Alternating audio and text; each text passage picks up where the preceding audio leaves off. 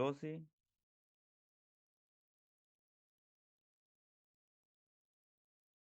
¿Están viendo todo? Sí, ok. Ya. Entonces, dentro de la tuberculosis vamos a hablar de los principales. Cualquier cosa, si hay alguna cosa, manden en el grupo que lo estoy viendo en el celular si no se escucha o si se corta ya. Ok, ya entonces sobre el concepto, la tuberculosis se origina por gérmenes del complejo Mycobacterium tuberculosis. Es una de las enfermedades más conocidas en el mundo, tanto que se conoce, digamos, por las momias de Egipto que han padecido de la enfermedad y hay antecedentes ya de diversos personajes famosos que padecieron como Kafka, entre otros, ¿no? Que padecieron esta enfermedad y murieron por esta enfermedad. Por lo general afecta a los pulmones, por lo cual se dice que digamos una infección que se transmite por aerosoles y también puede afectar otro órgano, ¿no? Como ser pleura, el sistema nervioso central, hueso, infecciones urinarias, todo esto por tuberculosis y otro órgano, tanto como también conocemos que hay tuberculosis de piel también. La tuberculosis por cepa sensible a fármacos curables, sin tratamiento la enfermedad puede ser letal en 5 años y 50 a 65% de los casos, ¿no? La transmisión se da por gota de fluye de paciente infectado. ¿Se acuerdan, no? De los aislamientos que practicamos, aislamiento de aerosoles, porque son gotitas tan chiquiticas, tan chicas que llegan a flotar en el aire, por lo cual la transmisión va a ser siempre pulmonar y por lo cual el paciente con diagnóstico reciente de tuberculosis se necesita un aislamiento especial y usar N95 para, para el abordaje de este paciente y evitar, ¿no? El contagio de lo que es esta micobacteria. Y pueden ver, están viendo dentro de esto de las características. Observen que dentro del grupo se divide dentro de la tuberculosis se divide el complejo, no, el complejo Mycobacterium tuberculosis y hay otro complejo que es Mycobacterium no tuberculosis. Y vean dentro del complejo de Mycobacterium tuberculosis, aquí observamos que dentro de esto está Mycobacterium tuberculosis, que es el que produce la enfermedad llamada tuberculosis, ¿no? Y está identificado como el bacilo de Koch. Pero también dentro de este grupo encontramos Mycobacterium bovis, Mycobacterium microti, Mycobacterium africanum y Mycobacterium caneti. Entonces, dentro de este grupo tienen la misma característica por su forma de diseminación, además por su característica de crecimiento, ¿no? Y hay otro grupo interesante que también encontramos que es Mycobacterium no tuberculosis. Casualmente hoy tuve una interconsulta de un paciente que tenía crecimiento dentro de un cultivo de Mycobacterium, un Mycobacterium kansasi, ¿no? Que tiene otro diferente tratamiento y abordaje. Pero también hay otro tipo de Mycobacterium no tuberculosis, como ser el Scrofulaceum, intracelulares avium o fortuito, que tiene una característica de un crecimiento más rápido y un desarrollo, una característica diferente a lo que es Mycobacterium tuberculosis. Pero por el momento lo que vamos a pasar o vamos a hablar es sobre el Mycobacterium tuberculosis. Para no olvidar que Mycobacterium leprae, el que produce el bacilo de Hansen, el que produce la enfermedad llamada de lepra, está dentro de lo que es el grupo de los micobacterios, ¿no? Entonces a veces hay tinción. ¿Ustedes saben cuál es la tinción que se realiza para detectar el bacilo de Koch? ¿Y el Nielsen? Eso, el 100 Nielsen. Entonces, en Mycobacterium leprae se hace la misma atención para identificar este Mycobacterium, pero ahora no se llama bacilo de Koch, ¿no? Se llama bacilo de Hansen. Y tanto así también la enfermedad se llama Hanseníasis en otros países, y aquí se llama lepra, ¿no? Entonces, dentro de esto también hablamos de que la Mycobacterium tuberculosis es una bacteria, y vamos a colocar esto más abajito. Es una bacteria aerobia fina no formadora de espora bacilar con bicapa lipídica. Aquí se observa, vean en la gráfica, la forma que tiene, no capta tinción de Gram, tiene un ácido alcohol resistente y existe otro tipo de microorganismo también ácido resistente, entonces que también puede, eh, se puede realizar la tinción de Shin-Nielsen, ¿no? Como nocardia, rodococo, legionela, isospora o cristoporidium, ¿no? vean que es una bacteria aerobia, estrictamente aerobia, no formadora de espora y bacilar, ¿no? Ellas necesitan oxígeno para el desarrollo y multiplicación de lo mismo. Por eso cuando la diseminación es pulmonar, los principales campos pulmonares que este bacilo van a afectar van a ser los ápices pulmonares, por lo cual hay mayor llegada de oxígeno y por lo cual hay eh, una mejor ¿cómo le podría decir? Tendría una mejor optimización del oxígeno para su reproducción, ¿no? Dentro de lo que son el ápice pulmonar. Entonces vamos a hablar de la infección a la enfermedad. El riesgo de enfermedad, de enfermar después de infectarse depende sobre todo de factores endógenos. En esto hablamos del huésped, o sea, cómo está la defensa. eh, y dentro de eso se clasifica defensa innata inmunológica, no inmunológica y la eficacia funcional de la inmunidad celular. Entonces la enfermedad se da de a poco después de la infección y se clasifica como tuberculosis primaria y es común en niños y en un inmunodeprimido y puede ser grave pero poco contagioso.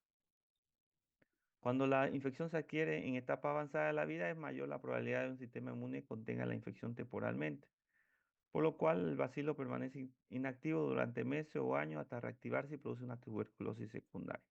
Entonces, vean que hay dos formas de tuberculosis, la primaria y la secundaria.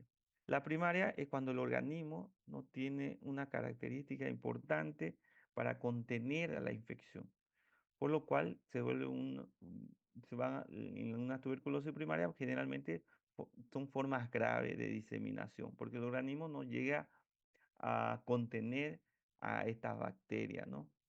Entonces, dentro de eso se da principalmente en niños y en inmunodeprimidos. Y la tuberculosis secundaria es cuando nosotros adquirimos, o sea, tenemos contacto con el bacilo de Koch, pero nuestra defensa contiene al bacilo y ahí forma un granuloma dentro de los pulmones y lo contiene por un tiempo, pero no lo mata, hablando en un término coloquial, no elimina esa bacteria.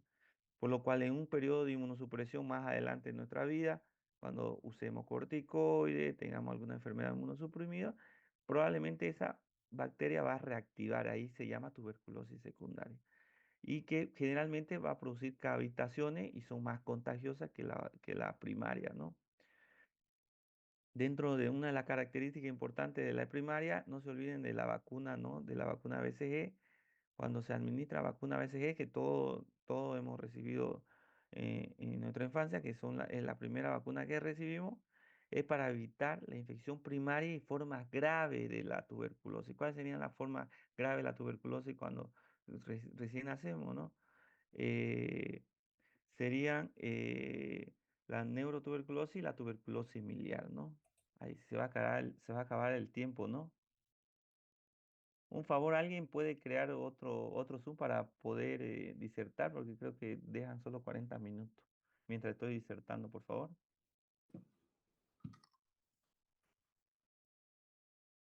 Entonces, hay otros factores que influyen en el riesgo de enfermar después de las infecciones. Es la edad. En las mujeres la incidencia es mayor entre 25 a 30 años y los hombres principalmente en la tercera edad, ¿no?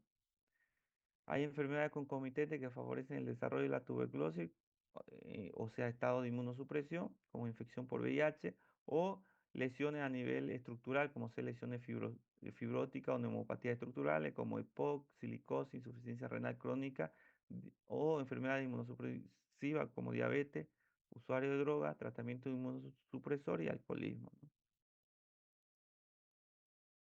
¿Cuál es la patogenia e inmunidad? Entonces, hay una interacción de lo que se habla, lo que es la Mycobacterium tuberculosis con con el hospedador y comienza cuando las gotitas de fluid que son infecciosas son inhaladas y la mayor parte de los bacilos quedan atrapados por las vías aéreas respiratorias altas, ¿no? Y se expulsan por el barrido ciliar de la mucosa, pero un parte de ello va a llegar a los alveolos, por lo cual van a ser fagocitados por los macrófagos y esto hecho producirá una opsonización de los bacilos, produciendo atracción de más macrófagos en sitio de infección y favoreciendo la formación de granuloma. Entonces, dentro de la patogenia e inmunidad, no se olviden de que la tuberculosis es una enfermedad que va a producir granuloma, como hay otras enfermedades como la histoplasmosis y otras, ¿no? pero una de sus características es que van a formar, ¿no? Y ahí van a formar, como ven en esa imagen superior, la célula de Langhans, ¿no? Y vean, dentro de eso, este es un granuloma que vamos a observar linfocitos, macrófago epiteloide, célula NK, célula dendrítica, tratando de eliminar a eso, va tratando de contener a la infección. Entonces, dentro de eso van a formar lo que se llama esa célula de Langhans. Dentro de las manifestaciones clínicas, la tuberculosis suele dividirse en tuberculosis pulmonar y tuberculosis extrapulmonar. Entonces, vean, la característica es pulmonar y extrapulmonar. La mayoría, el mayor porcentaje, 80% a 90% va a ser tuberculosis pulmonar. Y después se divide la otra, la tuberculosis extrapulmonar. Una pregunta frecuente dentro de los exámenes que van a encontrar cuál es la tuberculosis extrapulmonar más frecuente va a ser la tuberculosis pleural.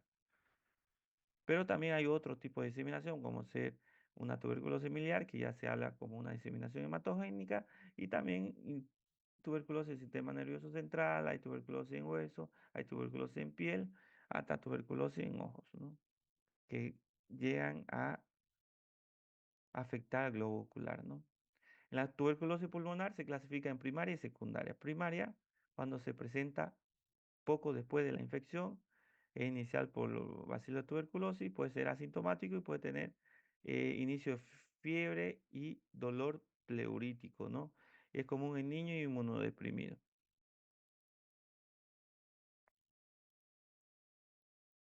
Puede haber adenopatía paraileales, paratraqueales, transitorias en rayo X. Aquí se observa, vean, una adenopatía y esto puede evolucionar de derrame pleural si tiene un foco pulmonar adyacente. Aquí vean la radiografía que puede verse así como un derrame o puede provocar una telectasia y alteración, complemento, principalmente en lóbulos superiores, como se observa en esto en niños, ¿no? Entonces hay un score que se puede usar para el diagnóstico de tuberculosis. Entonces vean, esto es de Toledo Kaplan que va para el diagnóstico de tuberculosis. De acuerdo a resultados, se ve, digamos, si se amerita a iniciar tratamiento, ¿no? Esto en caso de que no aislemos lo que se llama el bacilo en sí, en la baciloscopía no se aísle esta bacteria, entonces se puede usar este score principalmente en niños, que es muy difícil, ¿no? El de obtener muestra o es poco bacilífero esto. Entonces se usa el Toledo Kaplan con hallazgo de bacilocol, da 7 puntos, granuloma específico 4 puntos, PPD positivo, antecedente epidemiológico, cuadro clínico y radiografía subjetiva. El resultado, vean cómo se observa, pero ahora generalmente en Bolivia, digamos, como es endémico, el diagnóstico se hace principalmente por vaciloscopía, ¿no? ¿Me escucha? Sí, doctor. Ya. Ujú.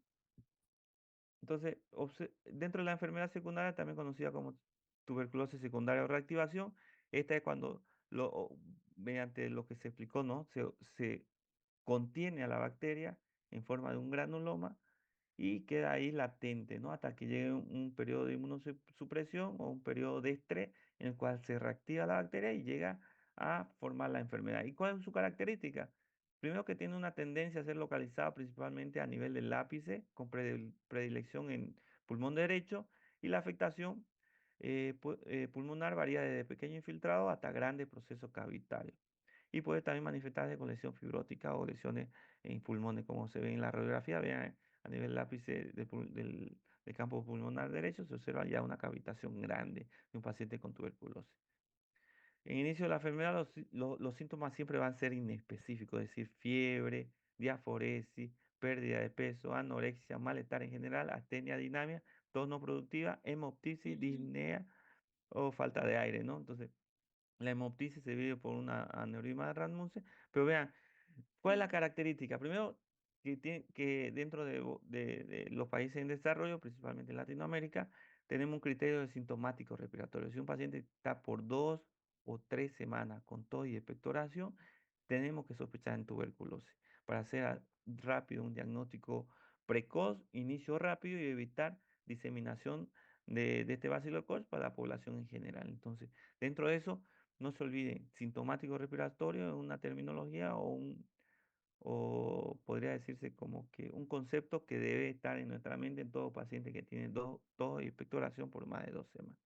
Vean en la radiografía cómo se ven cavitaciones a nivel de lo que se llaman los ápices pulmonares y vean cómo se ve en la tomografía. Vean cuál es la mejor imagen, radiografía o tomografía. La tomografía, ¿no? La tomografía, vean cómo se observa. Y la tuberculosis intrapulmonar dependerá de la ubicación donde se localice la tuberculosis. Entonces, tuberculosis ganglionar, frecuentemente en VIH y niños, supurativas e indolora. La pleural se caracteriza por acúmulo de líquido en espacio pleural y la biopsia con aguja de pleura suele ser necesaria para el diagnóstico. Vean, como siempre, paciente con derrame pleural, dentro de lo que se llama países latinoamericanos, tenemos que sospechar principalmente de tuberculosis. Hay tuberculosis laringia, tuberculosis genitourinaria, entonces la laringia es una de las características es que es una complicación frecuente y es la más contagiosa, ¿no? La genitourinaria, 10 a 15% de los casos, y casi siempre son concomitantes con tuberculosis pulmonar, pero siempre vamos a observar piuria, leucocituria y abacteriuria, es decir, vamos a observar en el examen de orina piocitos, leucocitosis, pero no vamos a observar crecimiento de nada en el urocultivo. Lo primero que pensamos es en tuberculosis genitourinaria, eso se llama triada de Colombino. Y vean cómo se ve la tuberculosis laringe en la imagen y la renal. También hay la osteoarticular, la meningia y dentro de la osteoarticular no se olvide el mal de Potti, cuando la tuberculosis afecta a la columna vertebral, ¿no? Entonces puede ser pregunta de examen. La tuberculosis meningia, vean que principalmente esto en pacientes inmunodeprimidos, se ve mucho en pacientes con VIH y se asocia siempre a padrones diseminados como ser tuberculosis miliar. Vean esta imagen, cualquier espondilodicitis o alteración a nivel estructural de lo que es la vértebra, siempre vamos a sospechar en mal de Pot, que es la tuberculosis de la columna vertebral, ¿no? También hay la gastrointestinal, la enteroperitoneal y la tuberculosis pericárdica, ¿no? Vean cómo se observa, ¿no? Y la miliar, vean ese, miliar consiste en la diseminación hematogénica. Yo siempre que hago una radiografía con esta imagen, siempre vamos a pensar en tuberculosis miliar, ¿no? Y la vaciloscopía de esputo en esto es así, es pauvacilar, es decir, tiene poco vacilo, por lo cual el diagnóstico se puede hacer imagenológicamente, iniciar un tratamiento rápido y precoz, ¿no? ¿Cómo lo hacemos el diagnóstico? Entonces, principalmente por vaciloscopía, pero yo creo que se va a cortar de aquí en unos minutos. Si se corta, ahí vamos a, ya. Ah, ya, porfa, lo manda y ahí continuamos con lo que es el diagnóstico. Hasta que se corte, vamos a ver, el principal método de diagnóstico.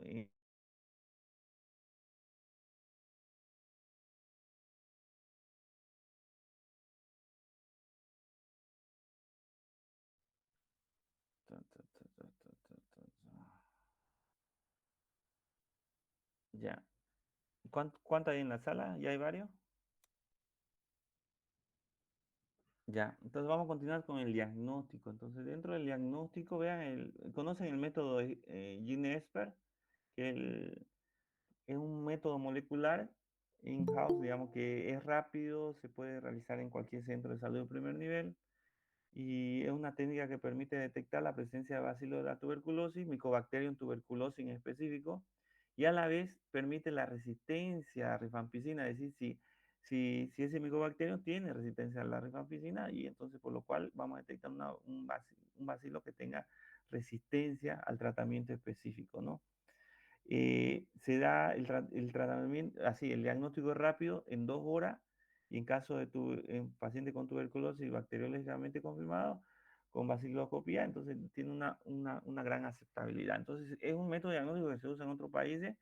En vez de realizar baciloscopía, hacen su GeneXpert, toman la muestra de esputo y ahí te indica si es positivo o negativo y si tiene algún tipo de resistencia.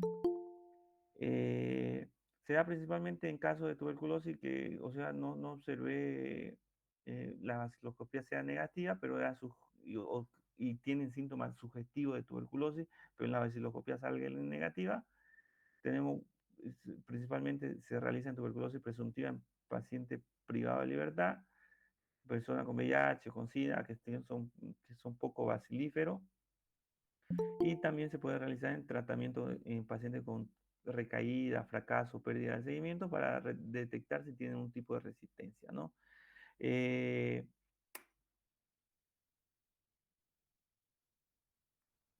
y también la muestra se debe enviar en método con esputo, biopsia, líquido cefalorraquídeo. La otra metodología, sí, la metodología también se permite mandar muestras, principalmente esputo, muestra de tejido que es biopsia y líquido cefalorraquídeo.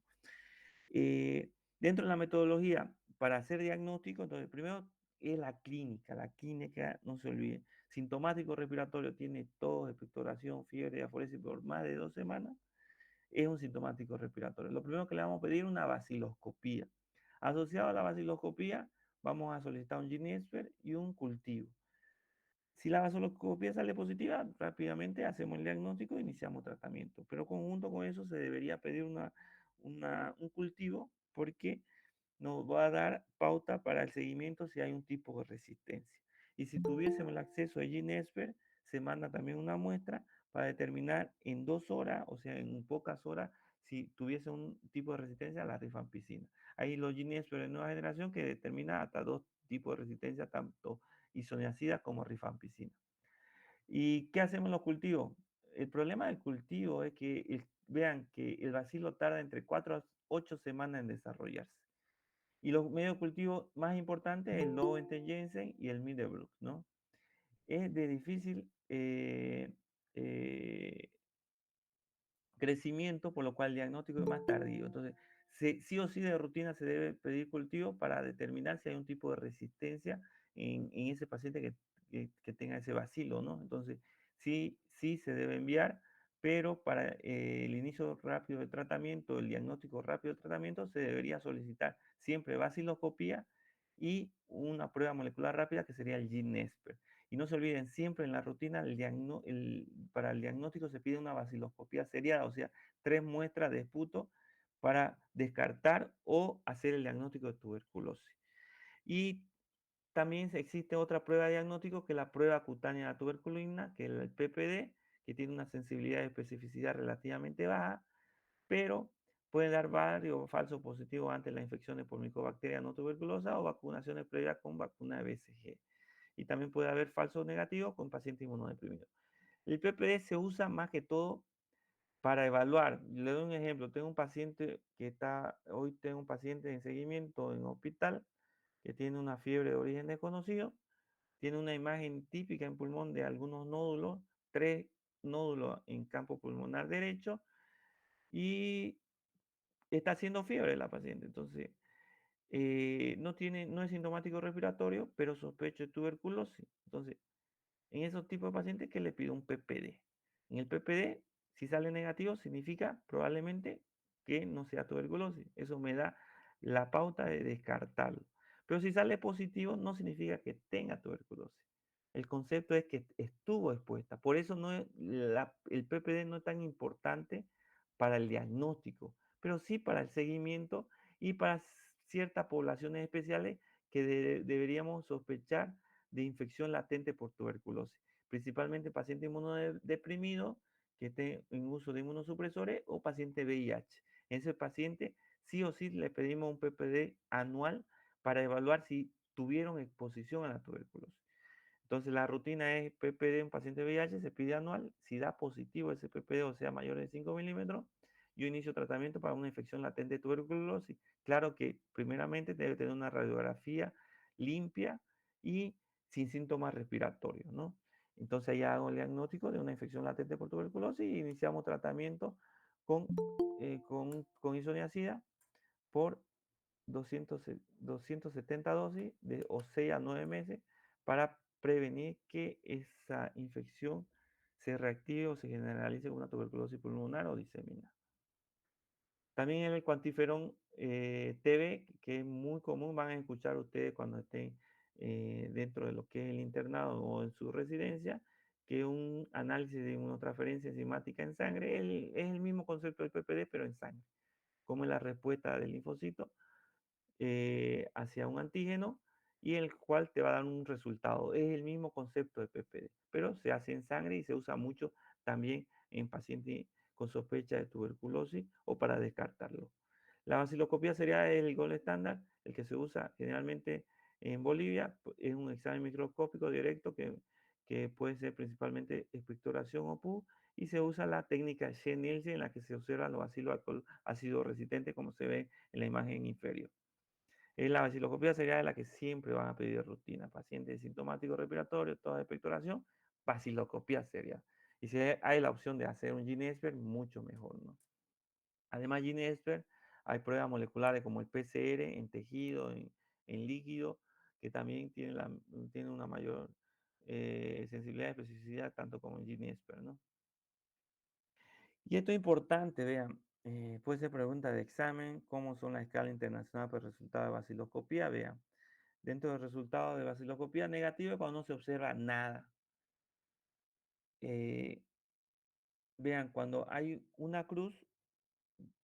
número exacto de bacilos de 1 a 9, se informa, ¿no? 1 a 9 se observa en 100 campos observados.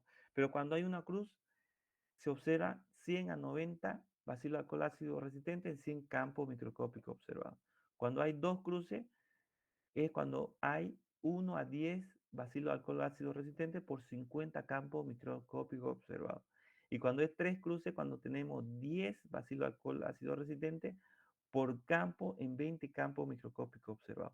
Entre más cruces significa que hay más bacilos, entonces más probabilidad de que sea que sea multivacilar y que tenga mayor diseminación. Esos pacientes con 3 a 2 cruces se deben aislar, se deben mandar a un lugar que tenga un cuarto con presión negativa, si estuviese internado, y si no estuviese internado, en un cuarto con puertas cerradas y ventanas abiertas, y siempre dentro de sus primeras 2 semanas de inicio de tratamiento usar los N95 para prevenir el contagio de la tuberculosis, ¿no? ¿Y el hada? ¿Escucharon el hada alguna vez ustedes? ¿Escucharon? Es, es muy común, ¿no? El hada, principalmente en líquido pleural, perdón, en líquido pleural, cuando tenemos un hada aumentado, es muy sospechoso de tuberculosis. Entonces, todo líquido principalmente pleural, se pide ADA, porque como estamos en un país tan endémico con tuberculosis, todo derrame pleural se va a pedir ADA. Entonces, cuando esté aumentado, es sospecha de tuberculosis. Pero también se pide en otro tipo de líquido, como ser líquido cefalorraquídeo o líquido acítico. Ahora vamos a hablar de tratamiento. Vean el tratamiento.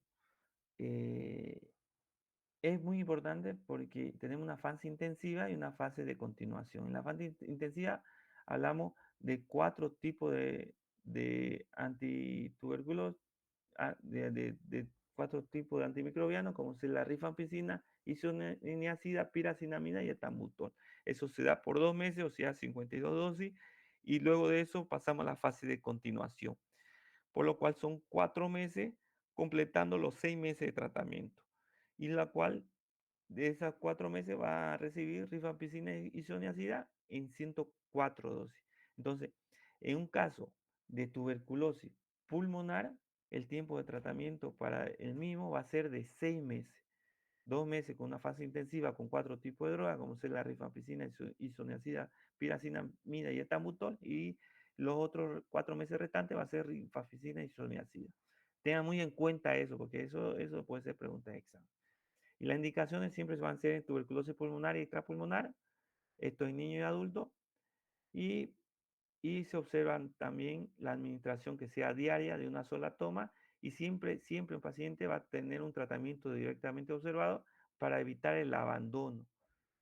Esto, o sea, si un paciente se diagnostica tuberculosis, siempre va a tener que ir al puesto de salud más cercano de su casa y va a recibir diariamente la toma de la medicación delante de un personal sanitario. Es decir, se presenta al centro de salud con, con una enfermera o un auxiliar de enfermería o con el propio médico, y enfrente de él toma el tratamiento. Eso se llama el tratamiento directamente observado, que esto fue ideado por la OMS para evitar lo que se llama el abandono al tratamiento, que en un futuro va a generar multiresistencia en ese paciente. Siempre va a ser de lunes a sábado, Y las dosis, vean, esta tabla es muy importante porque la dosificación tanto de la isoniazida, rifampicina, etambutol, piracidamida y también otras drogas como es la rifampicina en suspensión y estreptomicina.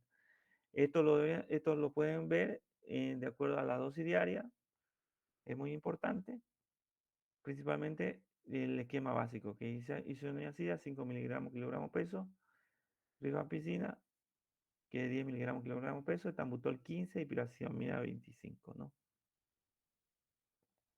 Y hay situaciones especiales en el tratamiento de la tuberculosis, principalmente en embarazo, lactancia, en recién nacido y anciano y anticonceptivo. Entonces, ahí cambia mucho lo que es el esquema, pero ahí se ve que hay varios efectos teratogénicos en embarazada y se debe evitar estreptomicina, y esto por ser ototóxico en el feto en el embarazo. En la lactancia, una mujer en tratamiento puede seguir dando de lactar, no se puede separar el niño de su madre y se puede emplear todo lo antituberculoso. En los recién nacidos y ancianos se debe seguir el mismo tratamiento, pero siempre observando que es más frecuente la toxicidad e intolerancia al medicamento. Cuando el paciente está con anticonceptivo, tener mucho cuidado, usar doble tipo de anticonceptivo porque la rifampicina interactúa con fílora anticonceptiva, ¿no? Y hay mucho riesgo de quedar embarazada si se toma en conjunto con anticonceptivos orales, ¿no? Por lo cual se recomienda método de barrera o otro método para evitar el embarazo, ¿no? Y también esta tabla se habla sobre lo que es la diabetes mellitus y su eh, interacción con la rifampicina, principalmente con la glibenclamida. En pacientes con VIH hay mucha alteración con la RAFA y algunas interacciones con lo que se llama el tratamiento antirretroviral. En meningitis tuberculosa, en tuberculosis osteoarticular y paciente con silicosis, vean que el tiempo de tratamiento aumenta. Entonces, si dentro de una pregunta de examen le dice paciente con meningitis tuberculosa, tuberculosis osteoarticular, ustedes van a decir que son un año de tratamiento, 2 meses de inducción y 10 meses de mantenimiento, ¿no? En hepatitis crónica, insuficiencia renal crónica también, entonces se debe manejar con mayor cuidado, esto porque puede generar mayor RAFA, que son reacciones adversas a los fármacos antituberculosos, y siempre se debe manejar con manejo por especialistas, ¿no? Y no se olviden la dosificación de lo que es isoniazida, rifampicina, piracinamida y etambutol en niños, cómo se da, y principalmente administración oral y en jarabe. Algo que también se debe observar bien es la clasificación basada en la resistencia a medicamentos. Si en terminología monorresistente significa que tenemos resistencia a un solo medicamento antituberculoso. Polirresistente, cuando ya hablamos de resistencia a dos tipos ah, de tratamiento antituberculoso, en este caso decir isoniazida rifampicina.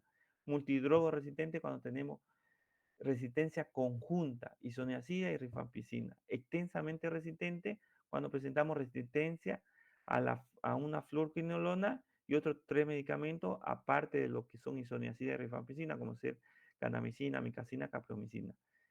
Y resistencia a rifampicina cuando detectamos que probablemente se tenga una resistencia a la rifampicina y se lo clasifica como monoresistente. Esto es importante porque se puede evaluar, digamos, si esto por Gini Express, si hay una resistencia a rifampicina, y evaluar, ¿no?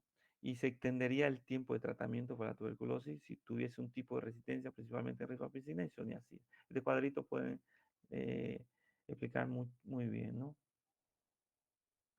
Y, y hay, y, y dentro del resultado de paciente con tuberculosis, observamos, digamos, cuándo definimos cuándo es curado, cuándo es tratamiento completo, cuándo es fracaso el tratamiento, cuándo es fallecido y cuándo hay pérdida en el seguimiento. En Bolivia hay mucha pérdida en el seguimiento, o sea, un paciente cuyo tratamiento fue interrumpido durante más de un mes y probablemente el paciente abandona el tratamiento. Va a volver después de 2 o 3 meses con los mismos síntomas de tuberculosis o con síntomas más graves. Se dice que es paciente tratado cuando el tratamiento es completo, según lo recomendado, sin evidencia de fracaso, y cuando presente más de tres cultivos negativos consecutivos. Y tratamiento completo cuando tenemos conclusión de tratamiento sin evidencia de fracaso, pero sin constancia de 3 o más cultivo negativo consecutivo con intervalo de por lo menos más de 30 días. Y fracasa el tratamiento cuando tenemos tratamiento suspendido o necesidad de cambio permanente de esquema, por lo menos de más de 2 fármacos antituberculosos, esto por diversas condiciones, como sea falta de conversión al final de la fase intensiva, reversión bacteriológica, evidencia de resistencia adicionales o una reacción adversa al medicamento RAFA, que lo que va a hacer es provocar un fracaso al tratamiento y a veces extender el tratamiento. Y fallecido es cuando un paciente que muere por cualquier razón durante el curso de tratamiento o antes de iniciar el tratamiento. Y hay clasificación de medicamentos de segunda línea, o sea, cuando sospechamos de un paciente con multiresistencia, tenemos tratamiento de segunda línea para iniciar tratamiento o paciente cuando tiene un RAFA, una reacción adversa a un fármaco antituberculoso, siempre se va a iniciar medicamento por segunda línea. Vean que hay un sinnúmero de tratamientos como levofloxacina, moxifloxacina, gatifloxacina, que son fluorquinolona, y como la micacina, capromicina, kanamicina y estreptomicina, ¿no? Que son aminoglucosidios, ¿no? La mayoría de todos estos son intramusculares. Y en el grupo C vemos medicamentos que ya entraría como medicamento alternativo para multiresistencia, como ser clofazimina, linezolide y otros medicamentos que están como el meropenem, amoxicilina, clavulanato, que entraría como parte de esquema alternativo, ¿no? No se olviden que el 24 de marzo es el Día Internacional de la Tuberculosis y es importante saber dentro de lo que es tuberculosis, principalmente eh, la metodología de diagnóstico, o sea, saber qué es sintomático respiratorio, saber qué solicitar dentro de lo que es la vaciloscopía seriada, además del GINES pericultivo, el inicio de tratamiento, saber que, que son 6 meses de tratamiento de una tuberculosis pulmonar y hay excepciones que alarga el tratamiento, como ya hablamos, que como son la tuberculosis osteoarticular o tuberculosis o una meningoencefalitis por tuberculosis que se extiende a un año. Y no se olviden las drogas, principalmente la droga de primera línea, que es lo que se debe sí o sí saber, eso lo tienen que saber de memoria, que es la rifampicina, isoniazida, piracinamida, etambutol y las dosis, como que se fue mencionada y que lo vieron en la lista. Eso sería lo más importante tópico que sería para tuberculosis. ¿Qué más? ¿Alguna pregunta, alguna duda?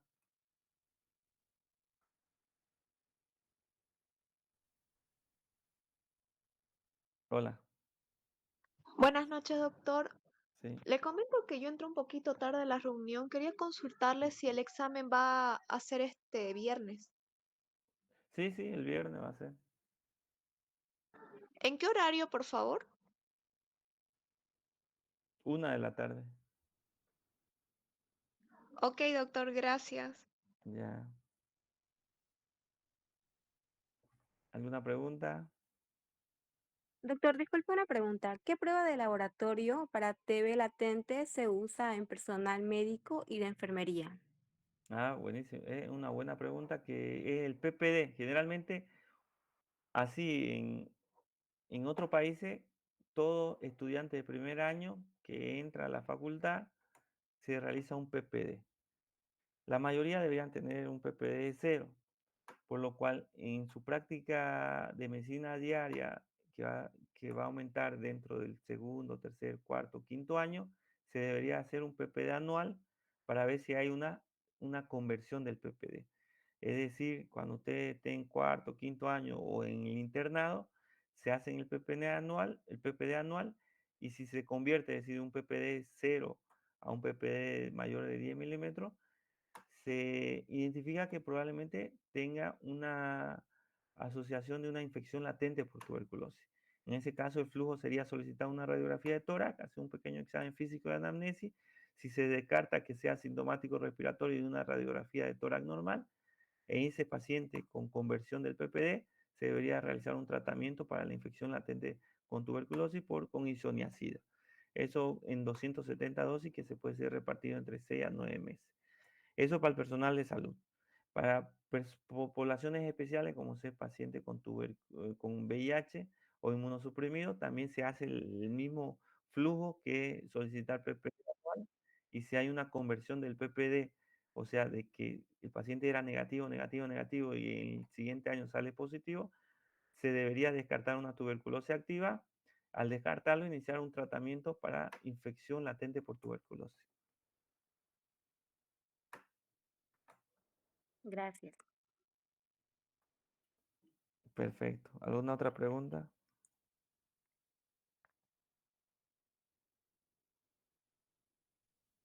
¿Alguna duda?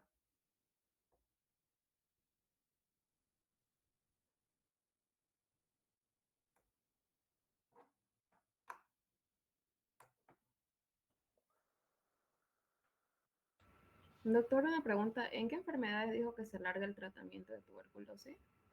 En lo que se llama la tuberculosis osteoarticular y en la meningoencefalitis por tuberculosis, una tuberculosis del sistema nervioso central, se alarga a un año, ¿no? Se hace 2 meses con rifampicina, isoniazida, pirazinamida, etambutol, y 10 meses restantes se hace con rifampicina y isoniazida. En lo demás se hace 6 meses, ¿no? Eso varía también, pero es dentro de lo que es la regla. La regla es esa, ¿no? Entonces, si le sale una pregunta de una infección del sistema nervioso central o osteoarticular, el tiempo de tratamiento es mayor, ¿no? Un tema ya en la práctica diaria hay mucha tuberculosis. Dentro de lo que es en la práctica diaria en medicina interna, siempre, siempre, siempre vamos a tener pacientes con sospecha de tuberculosis, por lo cual siempre tienen que tener el concepto de la clínica, el sintomático respiratorio, el tratamiento, el tiempo de tratamiento, las dosis y los eventos adversos relacionados a eso, ¿no?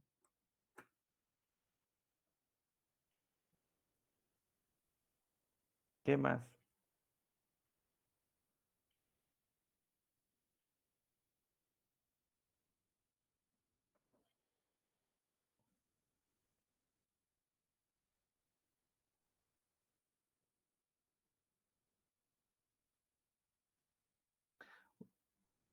¿Ustedes vieron Cuantiferón TV?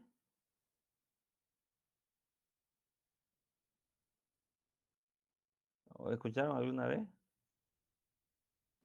No, doctor.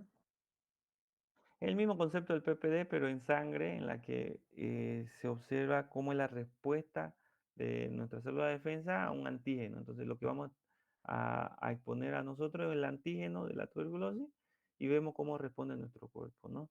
El mismo concepto del PPD es lo mismo cuando te colocan a nivel intradérmico el PPD, es la exposición del antígeno a la tuberculosis con la célula de defensa de tu cuerpo. Entonces, cuando hay una reacción, un aumento mayor a 10 milímetros, que forma una pápula en la piel, entonces es positivo. Entonces, una reacción de tu cuerpo que significa que ya tuvimos contacto con el bacilo de Koch, por lo cual tenemos una memoria inmunológica, por lo cual el cuerpo va a responder de una manera adecuada a lo que es ese antígeno y va a formar como un abón, como un nódulo de mayor de 10 milímetros en la piel.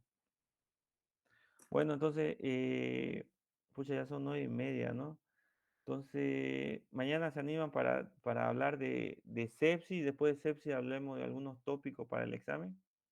Está bien, doctor. Sí, doctor. Ya, entonces mañana a qué hora quieren?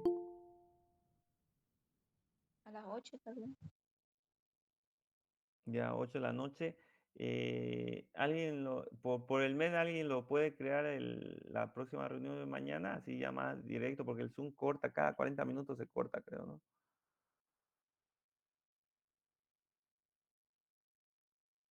Ya, ya, perfecto. Entonces vamos a hablar de sepsis y de algunos tópicos, algunas preguntas que puede tocar de los otros temas. Ya, perfecto. Hasta luego, que tengan buena noche. Gracias. Hasta luego, Hasta doctor. luego, doctor. Hasta luego. Hasta luego, doctor.